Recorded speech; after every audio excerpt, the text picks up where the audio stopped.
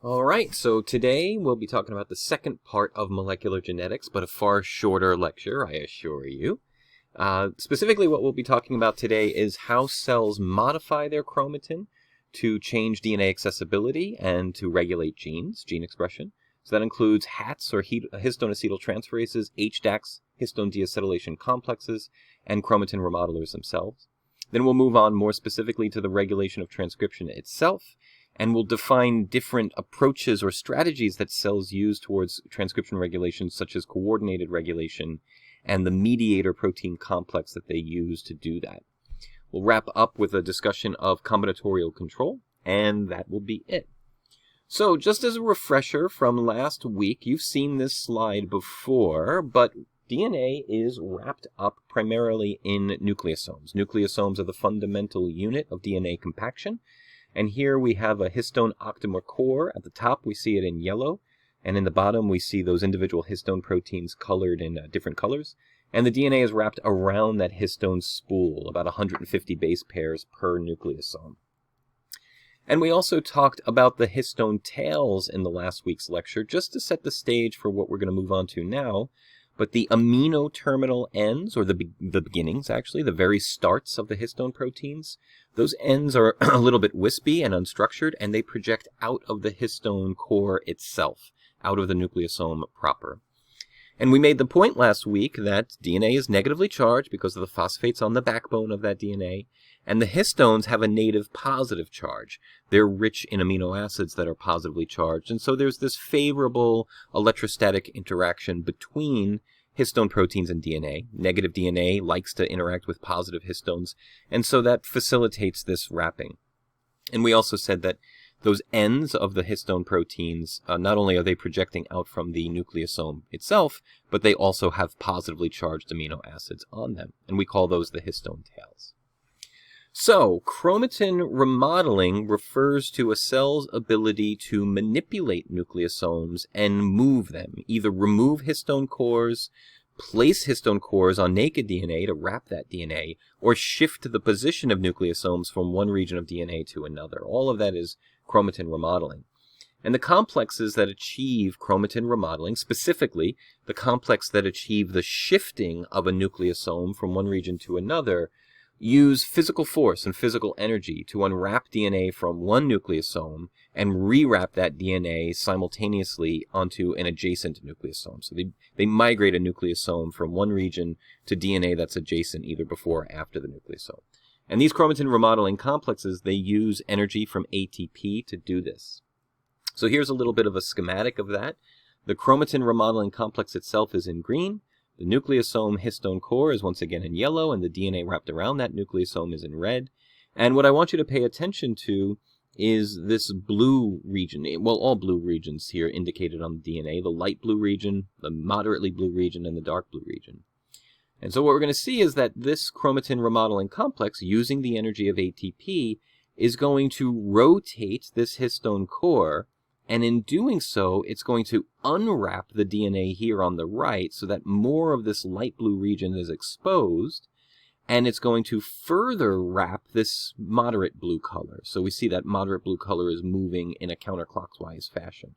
And we can imagine in our minds, if this kept rolling, this dark blue region would ultimately be wrapped onto the nucleosome as more and more DNA was spooled or unwound here to the right. So that's essentially what chromatin remodeling complexes do. They free up short regions of DNA that were wrapped in nucleosomes by spooling them out of the nucleosome, making them accessible for other DNA-related processes, and in the process they do wrap, or they subsequently wrap, adjacent naked DNA that was previously the linker region. And when we say DNA-related processes, what we mean is that the cells are making this DNA accessible for transcription, for replication, for DNA repair, things like that.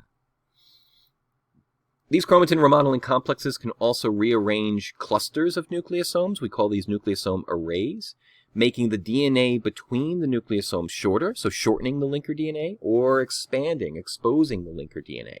So chromatin remodeling complexes can get condensed nucleosomes more decondensed, more accessible, and allow proteins to bind to sequences that are now in these longer linker regions. Here the linker regions are very short. During mitosis, many of these chromatin remodeling complexes are inactivated so that all of the chromosomes for mitosis stay tight. Remember, we made that point last week that mitotic chromosomes are the most compacted chromosomes there are. And again, it's believed that by inactivating these remodelers, the DNA can stay that much more compacted. The best eukaryotic example that we have of chromatin remodelers is the SWI/SNF complex, or switch-SNF complex, depending on who's describing it. It was originally discovered and characterized in baker's yeast, but we have our own switch-SNF homologs in our own cells as human beings. So a very classic, widely used chromatin remodeler, using DNA energy, DATP or ATP energy to move nucleosome positions. Now, another separate strategy that cells use for accessing or locking up DNA, for either making DNA more accessible or less accessible in the context of chromatin, involves those histone tails that project out of the nucleosome proper. And again, just as a schematic, we're talking about the amino terminal tails, the very beginnings of the histone proteins that kind of wisp out of the nucleosome itself. These tails are very rich in the amino acid lysine, and lysine is one of those positively charged amino acids. It carries a native positive charge on its amino acid side chain.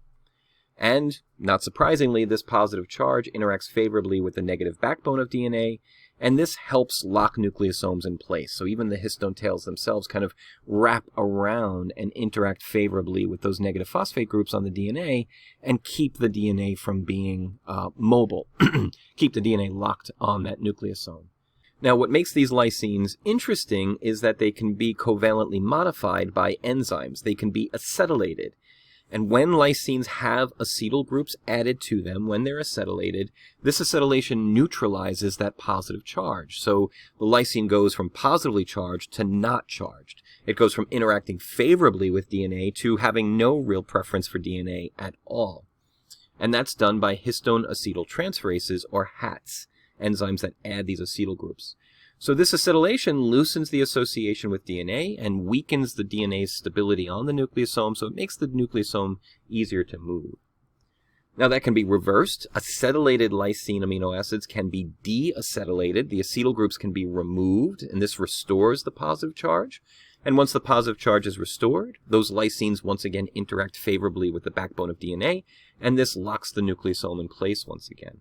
So we can toggle between these two states. Histone acetyltransferases add the acetyl groups, they loosen nucleosomes and make DNA more accessible, and histone deacetylation complexes, or HDACs, deacetylate those nucleosomes, lock those nucleosomes in place, and inhibit access to the DNA. And again, it's this toggling effect between acetylating for DNA access and deacetylating for DNA compaction. Again, a really well-characterized HAT from yeast cells is the Saga complex, and it also has human homologs. It's the most active and most understood HAT in eukaryotic cells. And also, not surprisingly perhaps, we often see switch-SNF relying on Saga. In other words, Saga will come into a region and acetylate nucleosomes, acetylate histone tails, and destabilize those nucleosomes, and then switch-SNF will come in and use energy from ATP to move those loosened nucleosomes out of the way. When nucleosomes are deacetylated, the energy provided by switch-SNF usually isn't sufficient to shift them. The electrostatic interaction between the positive lysines and the negative DNA is so strong that even the chromatin remodeling complexes like switch-SNF have trouble moving those locked nucleosomes. So Saga comes in, acetylates the nucleosomes, loosens the DNA from the nucleosome, and then switch-SNF can come in and push that nucleosome and move it to an adjacent sequence. Now, the lysines of the amino acid tails, the polypeptide tails of the histone proteins, as well as some other amino acids, specifically serine, are also targets for other modifications in addition to acetylation. These other modifications can be methylation, where methyl groups are added, phosphorylation, and even more rare changes like ubiquitination or salination, the addition of a salic acid. These modifications sometimes affect the stability of the 30 nanometer fiber or the mitotic chromosome itself, but more commonly and more importantly, they actually make up what's referred to as a histone code. The histone code is where different patterns of modifications cause the recruitment of different enzymes to the DNA or activate different enzymes at the DNA, and this leads to different cellular effects. The patterns of the modifications that make up the histone code have meaning, just like the sequence of DNA has meaning, and this meaning can be understood and interpreted by the cell to do the right thing to that DNA. So here are some examples of the histone code. We have about, let me see here, it looks like 8 different amino acids identified here. Amino acid number 1, 4, 9, 10, 14, 18, 23, and 28, all on the histone tail. This is the histone tail of H3, and also H4 down here. And we have different effects that we can have. We have here the, I used to have a key. My apologies for not having a key here. But phosphorylation is these white circles. Acetylation are these green triangles, and methylation is this octagon, I guess, this yellow octagon. So if we're acetylated at amino acid 14, that tells the cell, transcribe this region. This is a gene you want to transcribe. If, in fact, though, we acetylate the histone tail at amino acid number 9, that tells the cell, hey, we're a little bit light on histones in this area. Add more histones. Deposit more histones here. We need more nucleosomes here. Phosphorylation of amino acid number 10 and 28 is the signal for the cell that mitosis is imminent, and the cell should prepare the chromosomes for mitosis or meiosis. If we have phosphorylation at residue number 10 and acetylation at amino acid number 14, that's a transcription promoting signal. And we can also promote transcription by acetylating the histone at residue number 8 and 16. But if we acetylate the histone amino acids number 5 and 12, that doesn't trigger transcription, that triggers more histone deposition. So each of these acetylation, methylation, and phosphorylation patterns, the pattern itself carries information for the cell and tells the cell what to do with that chromosome or what to do with that region of DNA. So because of the importance of these modifications, and because so much information is encoded in the histone code, it probably comes as no surprise that the histone-modifying enzymes that make these modifications are very highly regulated, and that means all of these signals and all of these cellular processes can be tightly controlled and coordinated and balanced by the cell.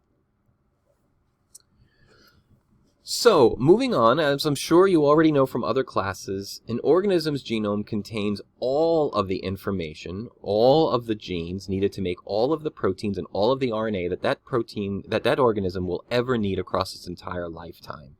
We made this point in the last lecture as well, but we have some genes in our genome that we only need during embryogenesis, and those genes are never used again and shut down permanently once we're born. So anytime we're going to need a protein, anytime we're going to need a gene, that gene exists in our genome. But never could we come down to reconstructing an organism or even a single cell simply by knowing the genome sequence alone. So what we're saying is that even though the genome contains all of the information a cell would ever need in order to survive across its entire lifetime, just having that genome is not enough information to reconstruct that cell from scratch. Why? Well, this metaphor can be used that even though we might know all of the words of the English language, just knowing all those words doesn't mean we can set out and reconstruct the works of Shakespeare knowing nothing more than those words.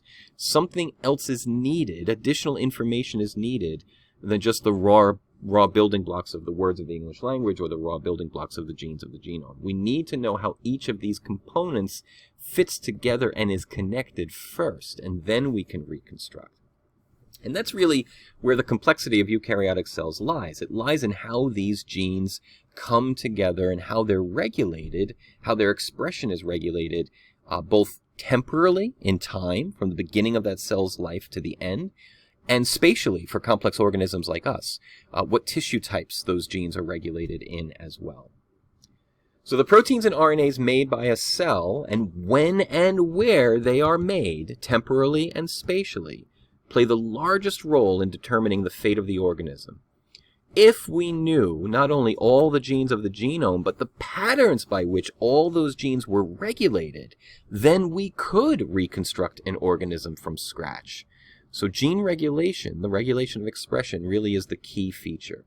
This means that regulating gene expression is the most critical aspect of life, and in my opinion it is, but again I might be biased because this is near and dear to my heart. So gene expression can be regulated at many steps of the central dogma. Potentially gene expression can be regulated at any or all of the steps of gene expression along the central dogma.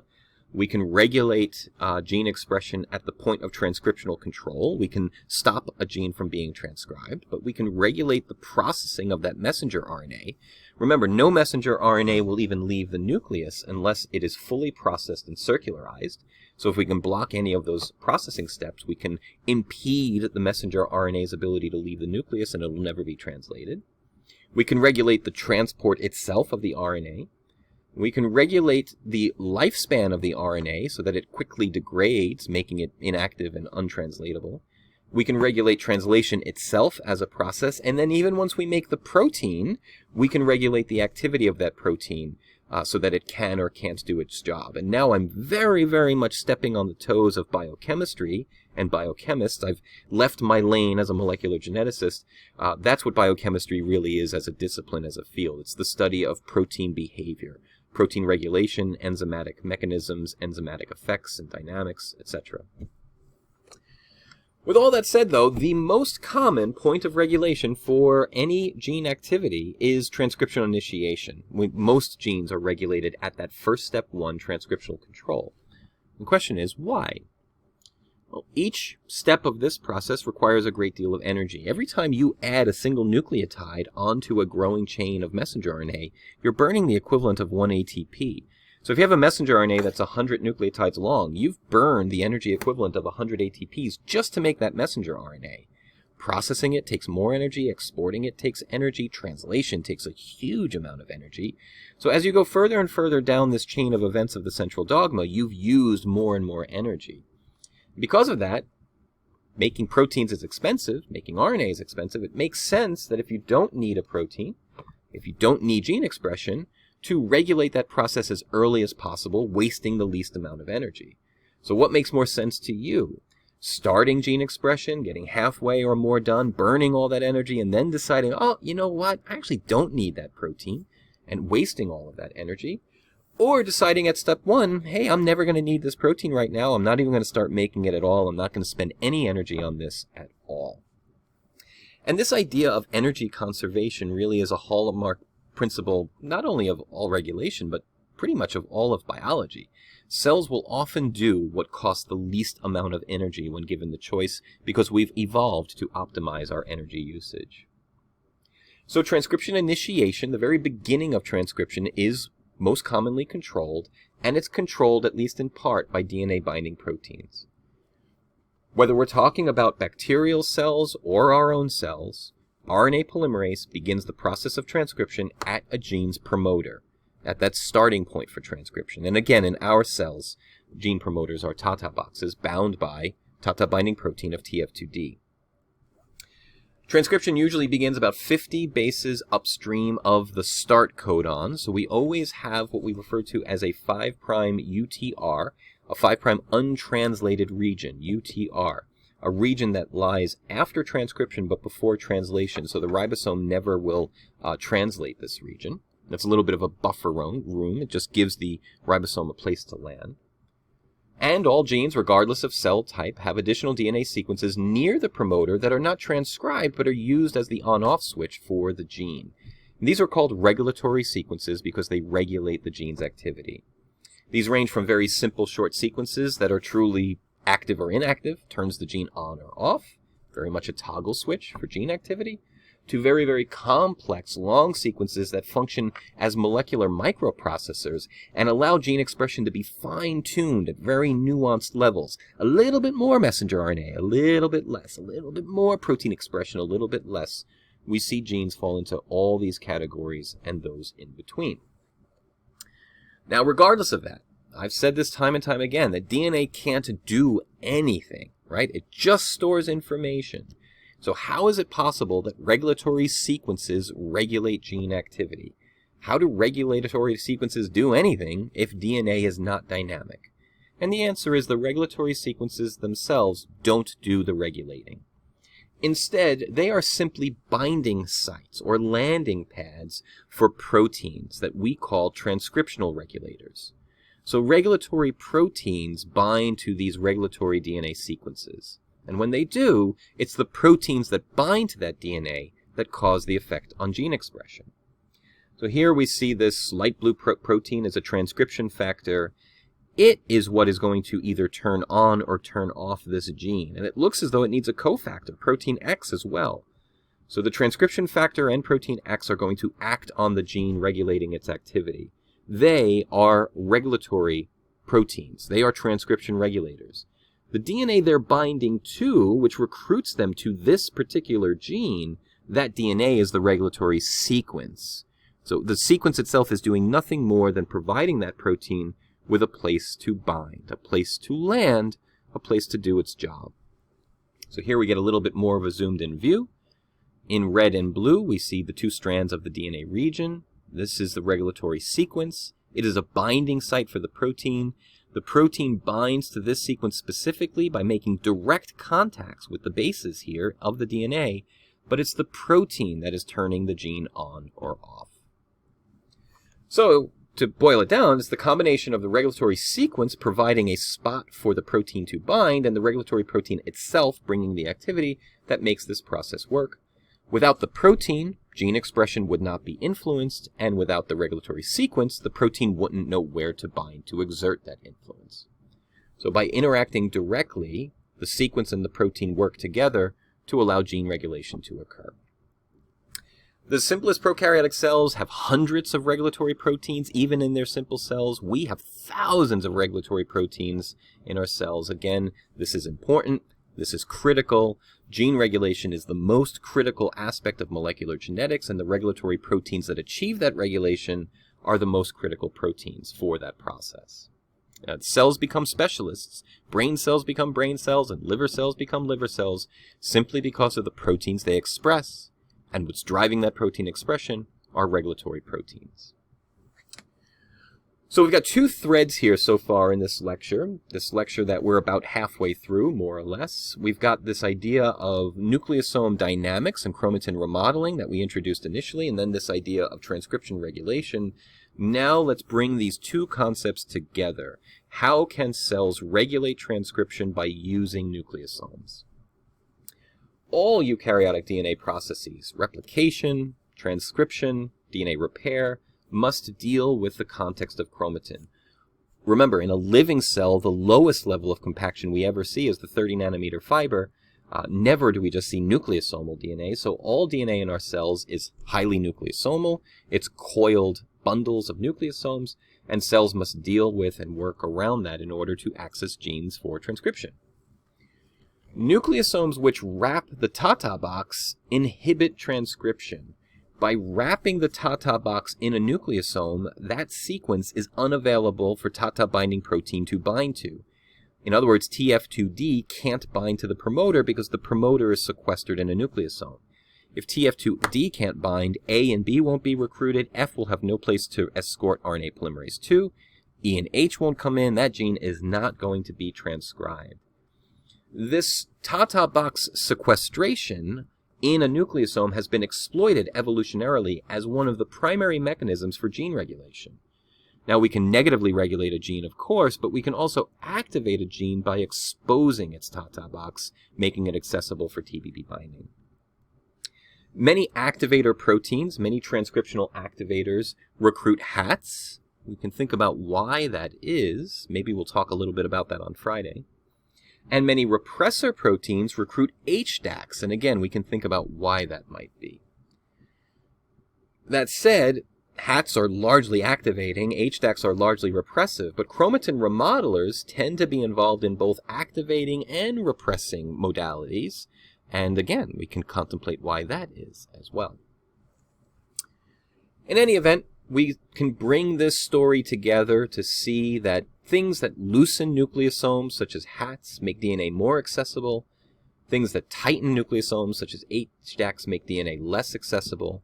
Chromatin remodelers can move nucleosomes out of the way, and by doing all of this, we can expose a promoter, give Tata binding protein a place to land, give the GTFs a place to assemble, and recruit RNA polymerase to the right location for transcription initiation. We can do that in reverse. We can take exposed regulatory sequences and lock them up, make them very tightly wrapped in nucleosomes, and by doing that, we make it so that the GTFs can never bind, RNA polymerase can never be recruited, And in fact, we can do this in a permanent fashion. We can make DNA so tightly wrapped and so chromatined, if that's a word, that those genes are never accessible, and that's a process called silencing. In fact, those genes that I've mentioned before that we only need during embryogenesis, they're not just repressed, they are silenced in our genomes. They are wrapped so tightly in nucleosomes that the cell can never access them again. So let's bring all of this together in an example from yeast, and an example of oxygen regulation, or gene regulation in response to oxygen in yeast, just to tell a real-world story of gene regulation responding to environmental cues. So as we all know, baker's yeast, Saccharomyces cerevisiae, is used to make bread dough rise. Baker's yeast can respire, just like we do. They take in oxygen as a poor electron acceptor, and their waste product of respiration is carbon dioxide. So just as we breathe in oxygen and we exhale carbon dioxide, yeast cells absorb oxygen and they release carbon dioxide. And it's that carbon dioxide release of respiring yeast cells that causes bread dough to rise. So all those little holes, those little pockets and bubbles of quote-unquote air that makes bread dough fluffy is actually pockets of carbon dioxide, the carbon dioxide released by respiring yeast. Now, what we also know is that that same yeast cell, baker's yeast, can also ferment in order to produce energy. It can grow anaerobically.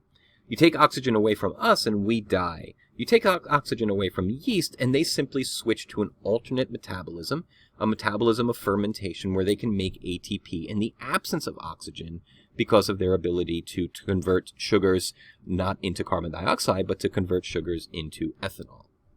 So yeast is a pretty interesting organism that it can survive in both oxygen-rich and oxygen-depleted environments, but, not surprisingly, it needs a different set of proteins and enzymes to do that. So yeast have aerobic genes encoding aerobic proteins that lets them respire, and yeast has anaerobic genes encoding anaerobic proteins that allow them to ferment. And when oxygen is around, we want these genes off, and when oxygen is depleted, we want these genes off. So oxygen is high, yeast are going to respire. Oxygen is low, they're going to ferment, and they need different classes of proteins to do that. So one of the transcriptional regulator proteins, one of the proteins that regulates this response to oxygen, is called ROX1. And ROX1 actually stands for regulated or responsive to oxygen. Now ROX1 as a protein has its own gene that encodes it.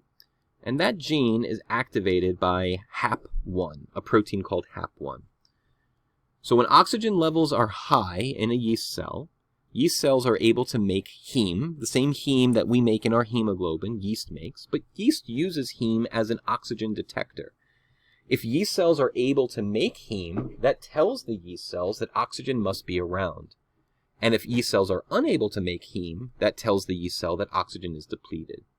So when oxygen levels are high, heme is made, and when oxygen levels are low, heme cannot be made.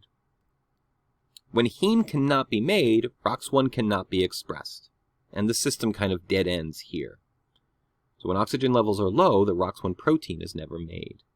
But when oxygen levels are high and heme can be made by the cell, that heme interacts directly with the HAP1 protein, and this complex is a transcriptional activator. It drives the transcription of the ROX1 gene, that messenger RNA is translated to a ROX1 protein, and the ROX1 protein is now made. Now there's another layer of regulation here. ANB1 is one of those fermentation genes. The cell only needs this ANB1 protein when oxygen levels are low, but right now oxygen levels are high. So what happens is ROX1 is actually a transcriptional repressor. ROX1 binds to the regulatory sequences of ANB1 and recruits a transcriptional repressor called TUP1. TUP1 places a nucleosome right over the TATA box of ANB1 and causes that ANB1 expression to be repressed. You see how we've brought all of these concepts together here. So TUP1 places a nucleosome over the TATA box of ANB1 to repress ANB1 expression. But the only reason why TUP1 is there is because it was recruited by ROX1. The only reason ROX1 was made is because heme was made by the cell, and the thing that was making heme biosynthesis possible was oxygen. Oxygen levels are high, fermentation gene AMB1 is off. And that's true for all of these hypoxic fermentation genes. They're all regulated by ROX1 and TUP1 in this way. Now, as oxygen levels fall, the cell wants to switch from respiration to fermentation. It needs these hypoxic genes now. It needs to be able to ferment. So as oxygen levels fall, heme is going to break down and not be replaced. HAP1 is no longer an activator and ROX1 expression ceases. Without the ROX1 protein being around, TUP1 can no longer be recruited to the hypoxic genes. There's nothing stabilizing the nucleosome at the Tata box, so the nucleosome becomes absent, the Tata box is exposed. The GTFs can assemble on these genes, and the hypoxic genes are now expressed, allowing the cell to ferment. This is called coordinated regulation because all of these hypoxic genes are being regulated in the same way. One signal, heme, is leading to the expression of one protein, ROX1, and then that ROX1 is binding to regulatory sequences in front of all the hypoxic genes. It's recruiting TUP1 to all the fermentation genes, and it's repressing all of those genes simultaneously on that one heme signal. And then, as oxygen levels fall and ROX1 is no longer made, repression is alleviated at all of those fermentation genes simultaneously, allowing the cells to ferment. It's awesome, right? But that's not all. TUP1 is actually called the global repressor in baker's yeast. It represses not only genes involved in fermentation, it also represses genes that are involved in a lot of different environmental stresses, such as glucose starvation. There it's not ROX1 that recruits TUP1, another protein called MIG1 does so. DNA damage, where TUP1 is recruited by RFX1. What all of these genes share is that they encode proteins that are going to be needed in a hurry. Oxygen levels fall, we need those genes in a hurry. Get rid of ROX1, get rid of TUP1, and all those genes come on for fermentation together. We're running out of glucose, we're starving for glucose, we need all of these glucose starvation proteins together. Get rid of MIG1, you've lost TUP1 recruitment, all of those glucose starvation genes come on together. The DNA is being bombarded with damage. Get rid of RFX1, you lose TUP1 recruitment, all of those DNA damage genes come on together. Again, this coordinated regulation, or a meta-coordinated regulation, that does a wonderful, amazing job of keeping genes that are needed for similar functions controlled by the same signal at the same time. Now, the paper that you're reading this week in combination with this lecture is a more general paper on the regulation of genes using chromatin generally. The paper you'll be reading next week for some of our early introduction into experimental techniques in molecular genetics will actually focus on this system. So you're getting a little bit of background for that paper. It's a paper that I'm a co-author on that shows how nucleosomes were being recruited by TUP1 for the regulation of AMB1. So you get much more of an in-depth view of this regulation scheme in that paper. And again, this provides you with a little bit of background for that system. So eukaryotic genes can be regulated by combinations of proteins. What we just talked about before with coordinated regulation was multiple genes being repressed or controlled by one protein or a small number of proteins, right? So all of the hypoxic genes are regulated by ROX1 and TUP1. All of the glucose starvation genes are regulated by MIG1 and TUP1. So that's many, many genes being regulated by one signal, one factor. We can also have one gene regulated by many signals or many factors, and that's called combinatorial control. Eukaryotic transcription factors can bind to regulatory sequences that are thousands of base pairs away from the promoter. We call those regulatory sequences that are far afield from the gene itself enhancers. They can be either upstream or downstream from the gene. And this means that regulatory sequences for our genes of interest can be dotted along the entire chromosome, very, very far from the gene that's being regulated, and at DNA that's unrelated to that gene between the enhancer and the gene itself. Now, when regulatory proteins bind to those enhancers, they have to interact with the gene promoter somehow. They need to loop back so that they can send their signal to the gene, and that's in fact what happens. All of that intervening DNA between the enhancers just loops out to accommodate the enhancers or the regulatory proteins bound to the enhancers interacting with the promoter region. But that still doesn't answer the question of what they're interacting with, right? We need some kind of facilitator of these many regulatory proteins, something that can determine the signal that's being sent. In our cells, if genes are going to be turned on or off by these committees of proteins, by these many regulatory proteins bound to many enhancers, we need some kind of coordinating protein complex that can interpret the many individual signals that those proteins are sending and kind of sum them up. In other words, if this red regulatory protein is telling this gene to express, but this orange, blue, and yellow one are telling the genes to not express, maybe glucose levels are low, so we want this protein, but glucose is present in the gut, we've got a fatty diet coming in, and we've got alternate sources of energy. What we really have is a committee, right? One member of the committee is saying, hey, in the blood, glucose is low, we need this protein. And then these proteins are saying, but there's glucose in the gut, there's glucose on the way, there's fat on the way, we've got energy, don't express this gene. We need something to tally the votes, to sum up the signal, and tell the gene yes or no, express or don't express. And in this case, of course, the no's would have the vote, and we should tell the gene not to express. So very few of our genes are regulated by a single protein. The process I just described is much, much more common. If multiple proteins are needed to turn a gene on or off, if each of those proteins are carrying their own signal, weighing with their own single vote, we have the potential for genes to be responsive to multiple signals. Glucose in the blood, glucose in the gut, fat in the gut, energy on the way, time, condition, and amount as examples. So again, this is called combinatorial control, when many proteins influence the expression of one gene. Groups of regulatory proteins working together to get that microprocessor effect that I talked about in the beginning, this very precise, nuanced control of the expression of the gene. In our cells, typical gene is controlled by dozens of regulatory proteins bound to enhancers, and those proteins are both activating and repressing. They're sending different signals to the gene. Each of these regulatory proteins is transmitting its own individual vote based on its own unique specific stimulus, time, amount, internal stimulus, external stimulus. I am voting based on glucose on the blood only. I am voting based on glucose in the gut only, etc. It gets messy, it gets loud, and it needs to be coordinated. We need the end result of this process to be a committee decision, a single consensus opinion. Express the gene or don't express the gene. Once everyone has voted, we need to have some way to tally that final say and determine which way the scale tips. Should the gene be on or should the gene be off? We need to have that resolved. This type of regulation, while very, very complicated and messy, does allow this fine-tuning of gene expression and also allows the cell to regulate its genes based on a multitude of different signals, which is very, very important for an organism like us. Again, if we keep going back to that glucose in the blood example, I haven't eaten. It's getting to be, right now as I'm recording this, it's 1:30 and I'm getting hungry for lunch. I'm a little bit late for lunch. My blood glucose is probably quite low. But I'm going to eat a meal in just a few minutes when I'm done recording this video.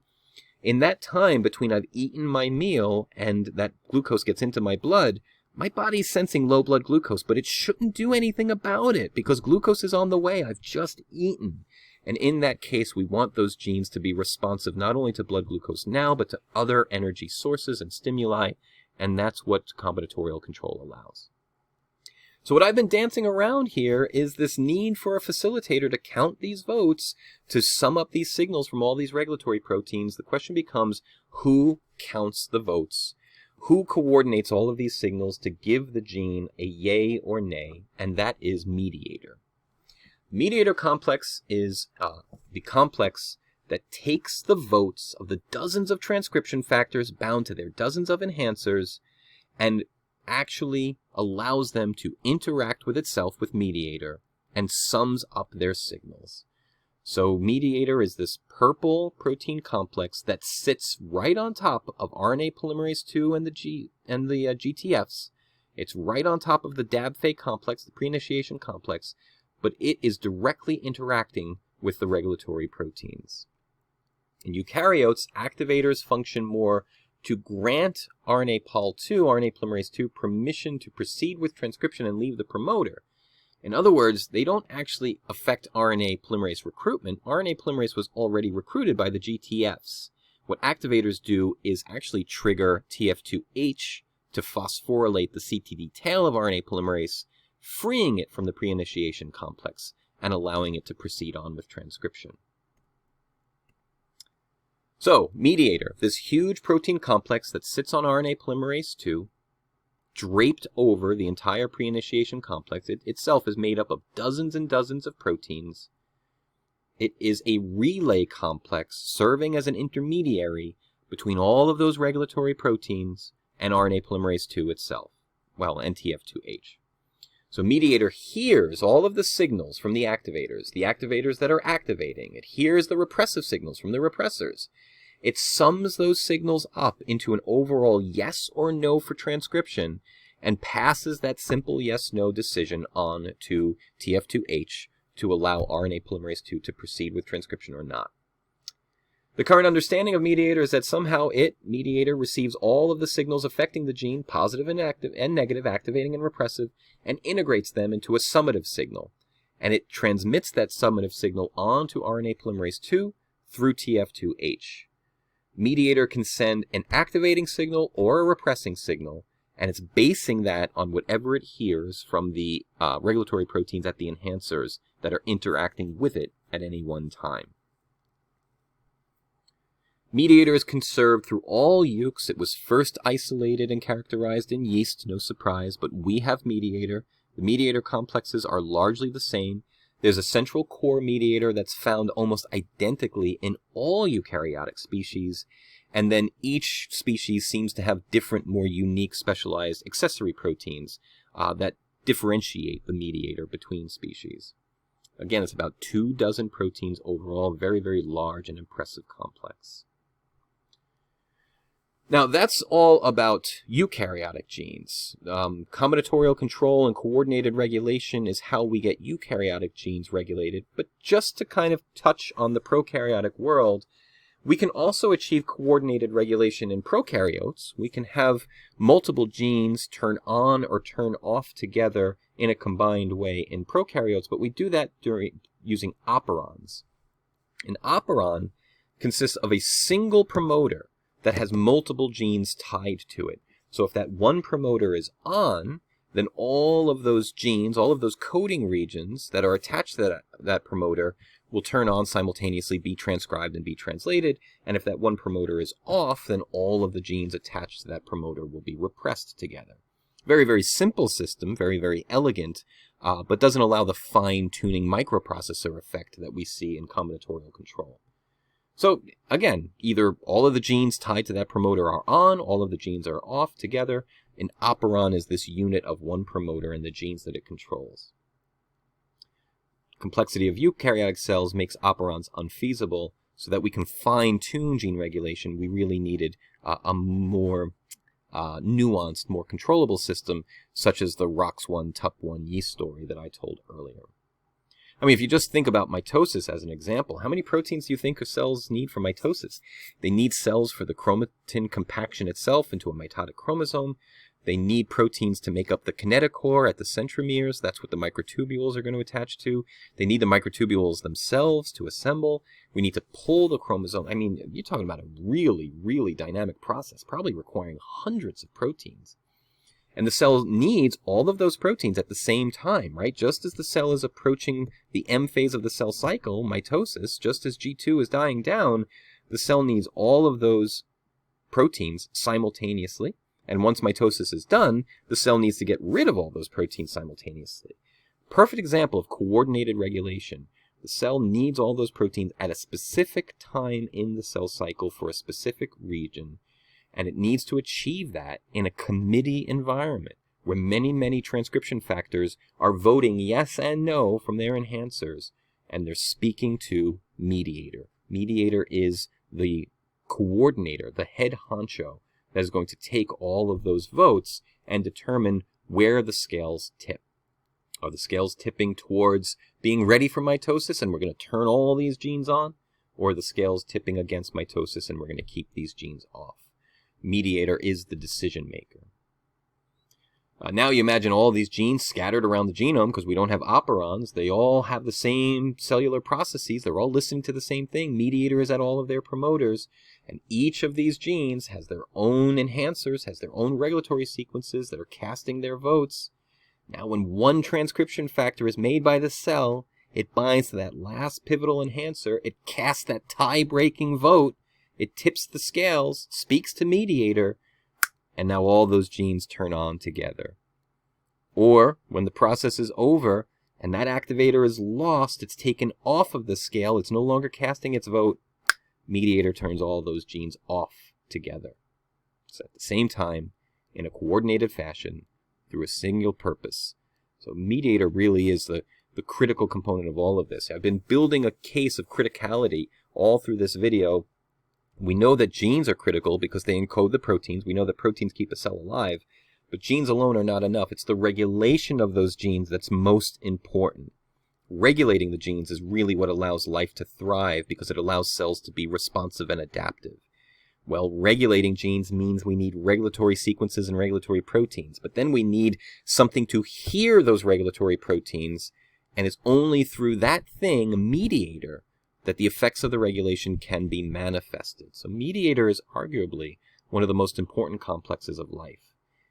Mediator is what allows coordinated regulation to achieve so that many genes across the entire genome can be up or down regulated together in the context of combinatorial control, where many different signals are impacting those genes through regulatory proteins. So, to me, a lovely and wonderful story of how life manifests through proteins because of gene regulation. So what we talked about here was that cells use a variety of strategies to access DNA sequences that are all occurring within the context of chromatin. We've got chromatin remodeling complexes that can shift loose nucleosomes from one region of DNA to another, but they need hats to loosen the nucleosome first, these histone acetyltransferase complexes. Acetylated nucleosomes can be tightened with HDACs. Those acetyl groups can be removed and the nucleosome is locked in place, and then they're largely immobile. We also talked a little bit about the histone code itself. Near the promoter, we have sequences that can be used to turn genes on or off. These are regulatory sequences, and they are bound by regulatory proteins or transcriptional regulatories. These proteins influence gene expression by acting directly at the promoter.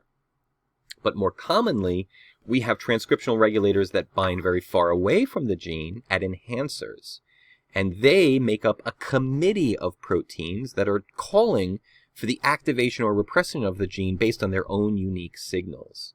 Very few of our genes are regulated by a single factor binding close to the promoter. This combinatorial control gets very messy because we've got all these different transcription factors coming in from all these different regions, all these different enhancers, all calling for their unique thing. The mediator is there to integrate those signals and come up with a summative final consensus decision of whether or not the gene should be transcribed. So it's a huge complex that drapes over the entire pre-initiation complex.